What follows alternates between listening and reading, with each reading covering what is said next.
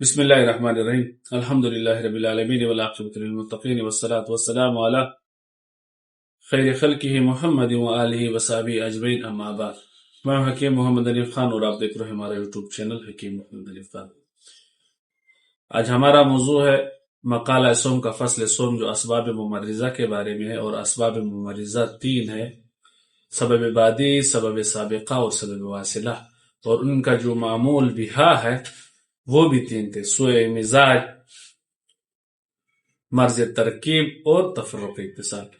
مرض ترکیب کے 2 اسباب کو ہم بیان کر چکے، آج باقی ماندہ 2 قسمیں اور تفرق اتصال کو انشاءاللہ ہم بیان کریں گے، اور اسی کے ساتھ ایک فصل صوم بھی اپنے جمیع فصلوں کی طرح اپنے اختتام کو پہنچ جائے گا۔ اس کی 8ویں قسم ہے مرض ترکیب کی 8ویں قسم ہے عدد اور مقدار کی کمی۔ عدد اور مقدار کی کمی، عدد 5 انگلیاں ہوتی ہے، کسی کی 4 ہو جائے، عدد کی کمی ہے۔ مقدار کی بھی اسی طرح کی کمی ہے۔ مقدار کی کمی پھر اس طرح ہے کہ جو بڑھنے چاہیے تھے وہ بڑھے نہیں۔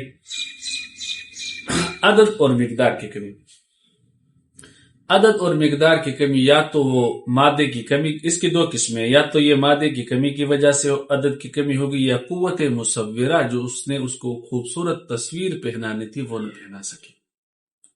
اسباب ممرضہ کی 9ویں اور آخری قسم ہے اسباب فساد وضع، یعنی کہ وہ اسباب جو وضع کے اعتبار سے فساد پیدا کرتے ہیں۔ ایک عضو کو وضع، ایک عضو یا دوسرے عضو کے اوپر چڑھا ہوگا یا اس سے دور ہوگا، ہم پہلے قبل میں پڑھ چکے ہیں۔ یعنی کہ اسباب فساد وضع کے کل 6 ہیں۔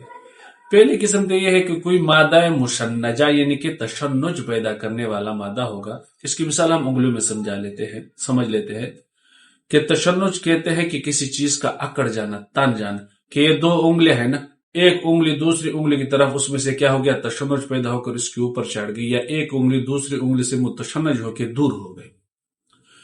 فساد وضع کی دوسری قسم ہے سبب مرخیہ یا اسباب مرخیہ۔ اسباب مرخیہ کسی چیز کو ڈھیلا کر دینا، جیسے کہ یہ انگلی اپنی اب وضع قطع کے اعتبار سے اپنے حساب سے بالکل سی ہے، اس میں کوئی ڈھیلا پن آ جائے، یہ اسی کے اوپر گر جائے یا اسی سے گر جائے، دور چلی جائے۔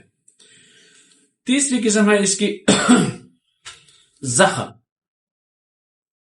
فساد وضع کی تیسری قسم زخم ہے۔ زخم انہی 2 انگلیوں کی مثال ہم لے لیتے ہیں کہ ان کے درمیان میں زخم آ گیا، یہ زخم کی وجہ سے یا تو ایک دوسرے کے قریب ہو جائیں گے، یا زخم پھیلتے پھیلتے ان دونوں کو ایک دوسرے سے دور کر دے گا۔ چوتھی قسم ہے کسی خلط کا خشک ہونا۔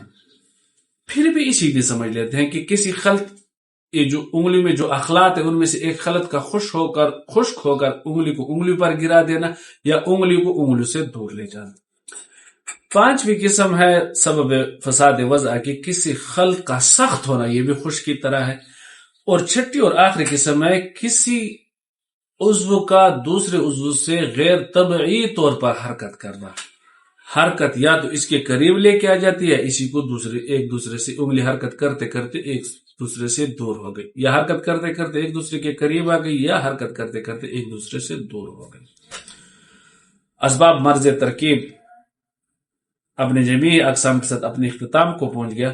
ابھی ہم آ جاتے ہیں تفرق اتصال۔ تفرق اتصال یعنی کہ 2 جوڑوں کے درمیان، 2 عضو کے درمیان تفریق مطلب جدائی ڈالنا، جدائی پیدا کرنا۔ تفرق اتصال کی بھی 2 قسمیں ہیں۔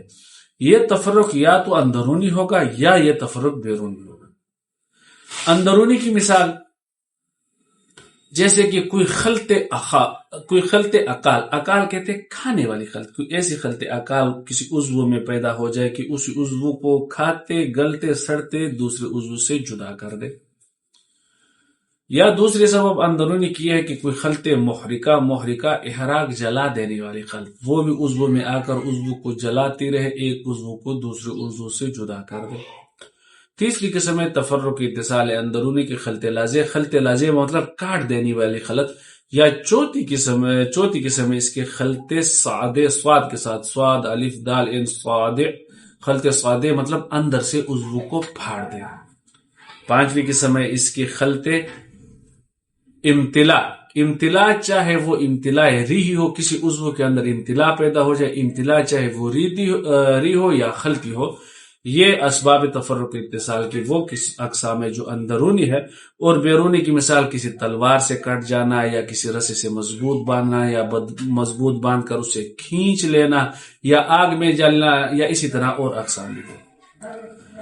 تو فصل سوم اسباب ممرضہ اپنے جمیعی اقسام کے ساتھ اپنے اختتام کو پہنچ گیا ہے۔ اب انشاءاللہ ہم پڑھیں گے فصل رابع علامات کے بارے میں۔ اس وقت تک آپ سے درخواست ہے کہ آپ ہمارے چینل کو لائک، شیئر اور سبسکرائب ضرور کریں، اور ہمیں یاد رکھیں۔ اجازت دیجیے، اللہ حافظ، السلام علیکم ورحمۃ اللہ وبرکاتہ۔